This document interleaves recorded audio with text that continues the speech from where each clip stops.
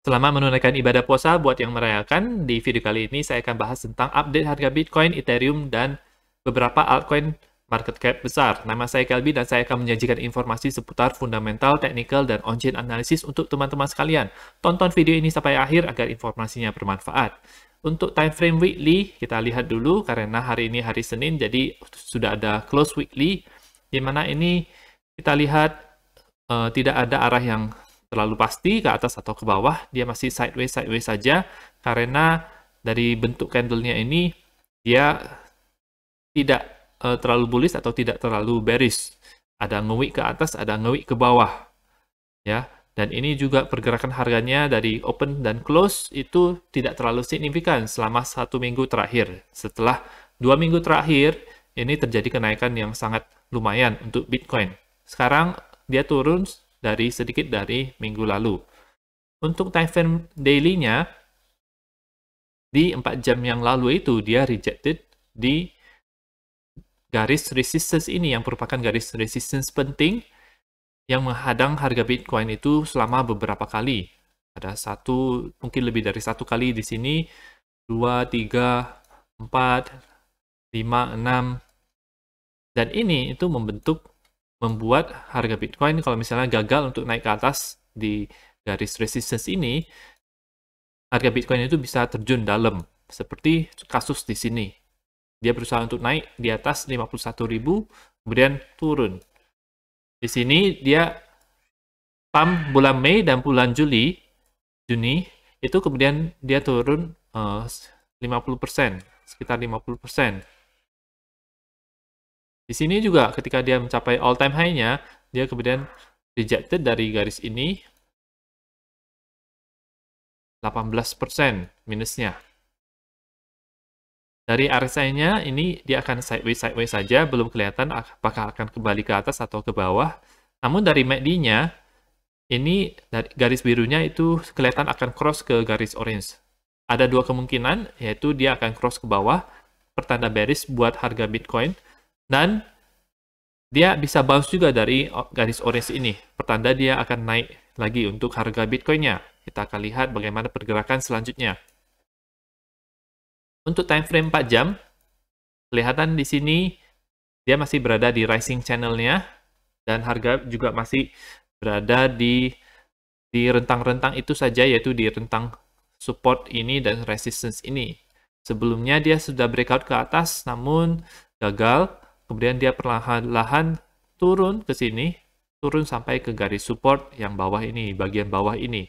Dan sekarang, setiap kali dia bounce, menyentuh garis support ini, dia bounce. Kemudian hari ini sekarang juga dia bounce. Namun bukan berarti ini akan bounce dari garis ini selamanya.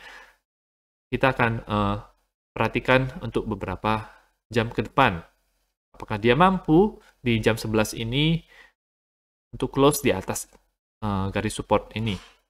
Daerah ini merupakan daerah yang volumenya itu tinggi, sehingga bisa kemungkinan untuk terjadi sideways dalam jumlah yang dalam kurun waktu yang lama.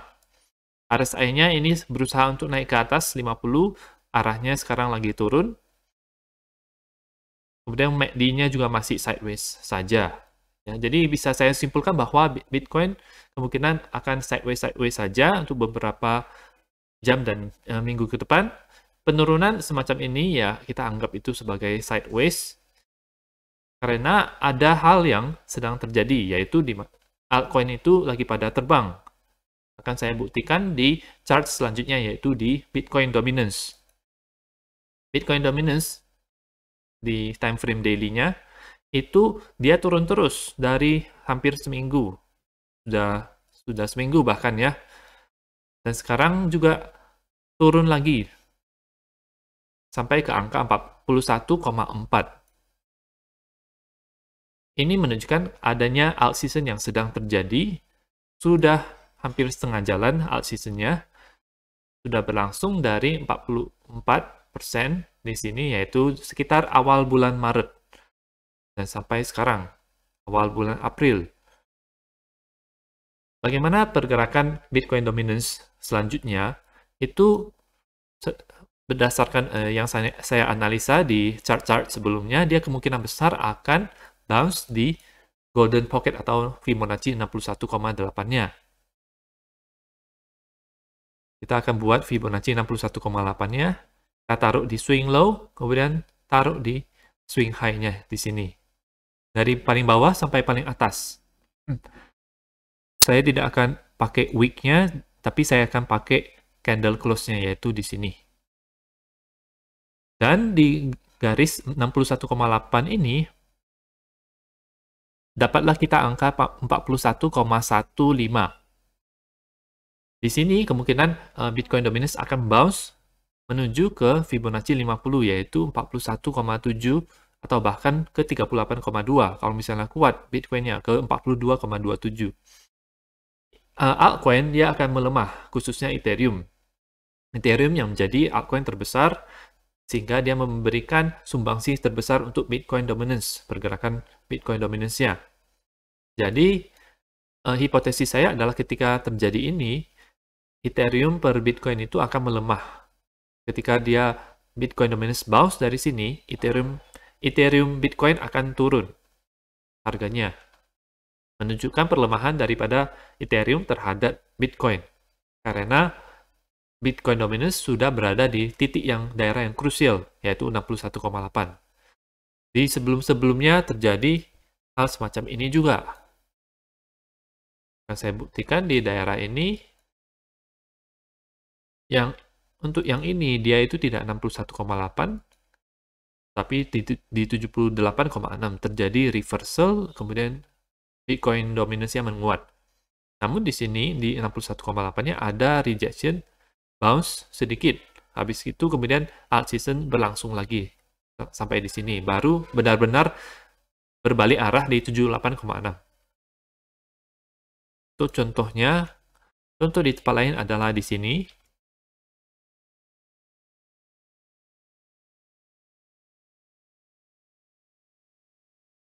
Bukan di sini, maksud saya yang di sini.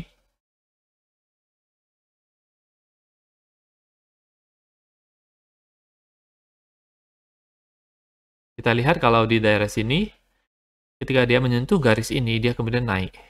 Menyentuh daerah sini, dekat-dekat daerah sini, dia kemudian akan naik. Ini kalau misalnya saya tidak ikut wick-nya, baru dia akan kelihatan.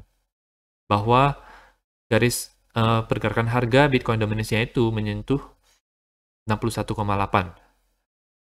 Sentuh di sini naik, sentuh di sini naik. Kemana? Ke Fibonacci 50 dan hampir ke 38,2, tapi tidak sampai. Sentuh di sini lagi, naik lagi ke 50. Sentuh di sini lagi, ternyata melemah, kemudian dia melanjutkan alt season-nya. Itu adalah bukti di mana 61,8 ini merupakan daerah yang krusial. Sama juga halnya di sini, 61,8 ke 61,8, kemudian dia bounce dari situ, melewati 50 dan sampai ke 38,2. Jadi, saya expect bahwa dia akan melakukan hal yang sama juga. Dia akan bounce dari 61,8 di sini. Ya, di mana altcoin akan melemah di daerah-daerah situ. Tapi tidak semua altcoin, karena bisa jadi ada beberapa altcoin yang malah menguat. Karena tidak semua altcoin itu akan berjalan bersamaan, sama-sama bullish, sama-sama bearish. Pasti ada yang masing-masing juga. Jadi itu pintar-pintar kita bagaimana memilih altcoin-nya. Bisa saya simpulkan bahwa Bitcoin dominance dalam beberapa hari ke depan akan bounce, akan menguat sebentar, kemudian menurut prediksi saya dia akan melanjutkan alt season. Jadi Bitcoin dominance akan turun dari situ. Kita akan lihat untuk Ethereum USD selanjutnya di time frame weekly, 3 minggu berturut-turut Ethereum USD performanya itu sangat bagus. Ya. Kenaikan weekly yang kemarin juga terbilang cukup bagus, meskipun 2 minggu yang lalu itu lebih bagus daripada yang minggu lalu. Namun wajar-wajar saja karena dia sudah 2 kali 2 minggu ini performanya itu bagus. Dari RSI-nya weekly, karena ini time frame besar, jadi sangat signifikan, dia sudah berhasil menembus ke daerah di atas 50. Bagus. MACD-nya sudah cross, sudah confirm cross. Berarti confirm bullish untuk Ethereum USD. Dan kita lihat sendiri juga, ini berbeda dengan yang Bitcoin. Kalau Bitcoin,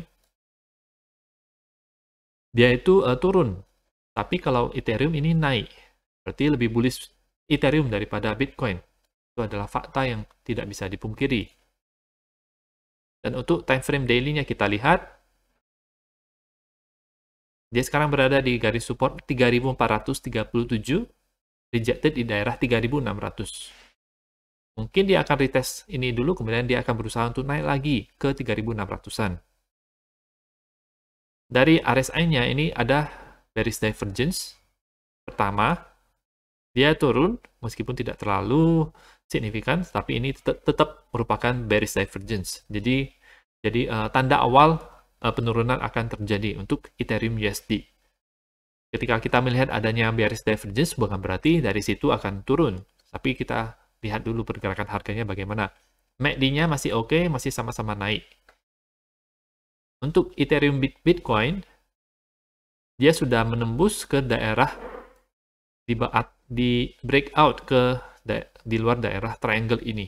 Merupakan pertanda yang bagus.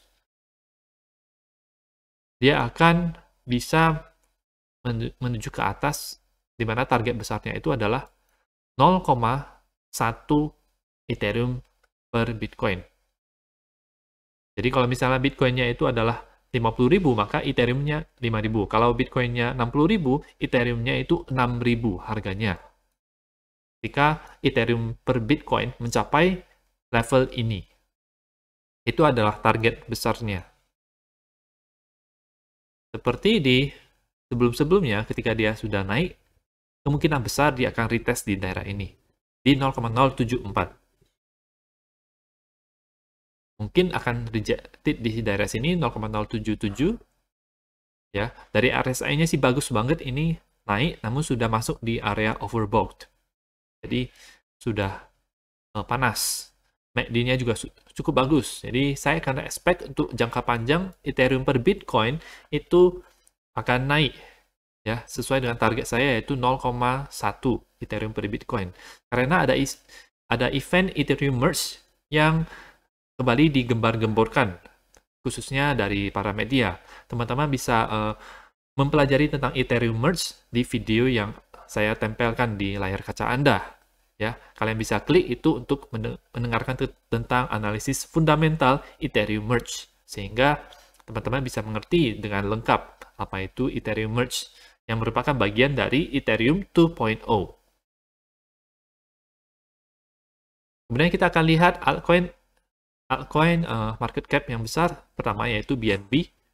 Saya sudah memplot garis-garis support dan resistance-nya. Minggu lalu dia bounce daripada garis support ini, garis support kuat, dan sekarang dia naik. Jadi sudah 3 minggu berturut-turut dia bullish, ini pertanda bagus. Saya expect dia akan melakukan pergerakan yang bagus beberapa minggu ke depan. MACD-nya juga akan cross.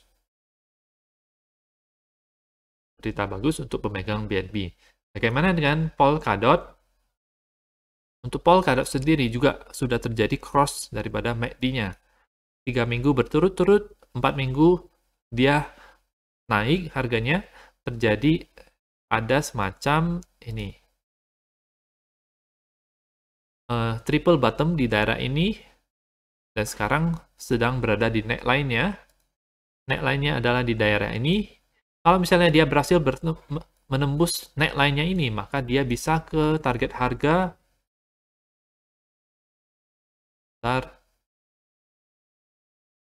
untuk target harga secara konvensional, target harga ke $30 untuk Polkadot. Kenaikan berapa? Kenaikan sebesar 31% untuk Polkadot.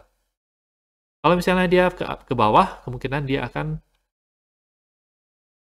retrace ke daerah 38,2 ke harga $20, atau paling parahnya ke Fibonacci Golden Pocket 18,8. RSI-nya ada sedikit bearish divergence dan MACD-nya itu masih bagus. Ada kemungkinan akan terjadi cross ke bawah, pertanda bearish. Itu untuk Polkadot. Selanjutnya adalah Cardano. Cardano sendiri kita lihat dulu time frame weekly-nya. Bounce dengan cukup kuat dari low di sini. 2 minggu lalu dia performanya sangat bagus, tetapi minggu lalu dia sideways saja ya. Dia sudah confirm cross MACD weekly-nya, merupakan pertanda yang kuat, pertanda bullish untuk Cardano. RSI-nya sedang berusaha untuk berada di daerah di atas 50, sehingga dia bisa bullish. Untuk time frame daily-nya bagaimana? Berada di neckline di sini, sama seperti Polkadot, sehingga ketika dia sudah menembus neckline-nya, maka dia bisa ke daerah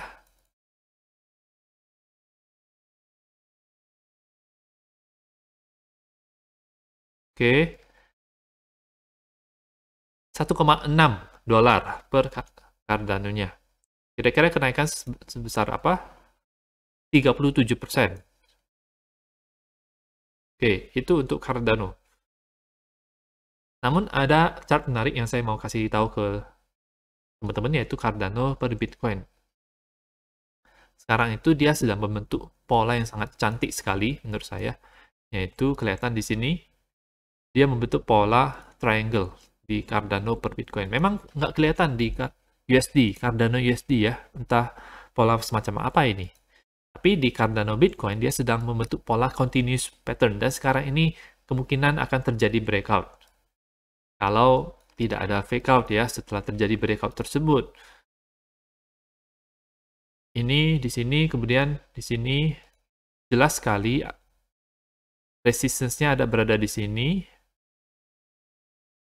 Supportnya ada berada di sini, benar-benar cantik sekali polanya itu. Symmetrical triangle. RSI-nya masih berada di bawah, siap-siap untuk naik ke atas. MACD-nya lurus seperti ini ya. Ya, karena seminggu terakhir Cardano sudah sideways saja. Dari pergerakan harga Cardano, dia itu tipenya itu sering sideways, tetapi dia sering melakukan pergerakan harga yang tiba-tiba yang naik. Ya, itu kalau saya perhatikan sih Cardano seperti itu. Makanya sering mendapat kecaman atau sering banyak hatersnya karena Cardano ini kenapa dia tidak melakukan apa-apa, dia kenapa sideways terus gitu, harganya di situ-situ aja. Ya, seperti stable coin. Padahal ketika dia melakukan pump itu, dia itu selalu melakukan pump dengan sangat kuat, seperti di sini contohnya, di sini contohnya. Dan di sini contohnya juga. Ya, jadi ada karakteristik dari masing-masing coin yang perlu kita perhatikan. Dan menurut saya ini bullish untuk Cardano. Kita akan lihat juga untuk yang lainnya seperti Elrond. Saya memiliki Elrond. Saya melihat chart Elrond per Bitcoin sama juga dia sedang membentuk pola symmetrical triangle di area ini.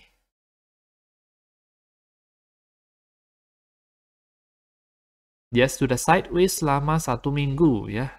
Kemungkinan minggu ini dia akan breakout ke atas untuk Elrond per Bitcoin.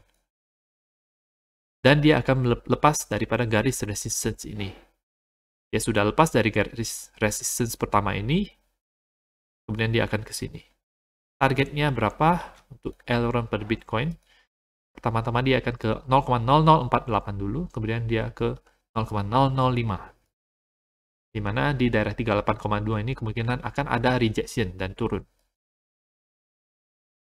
Jadi itu saja analisa mengenai Bitcoin, Ethereum, kemudian ada BNB, Polkadot, Cardano, dan Elrond. Semoga informasi ini bermanfaat buat teman-teman.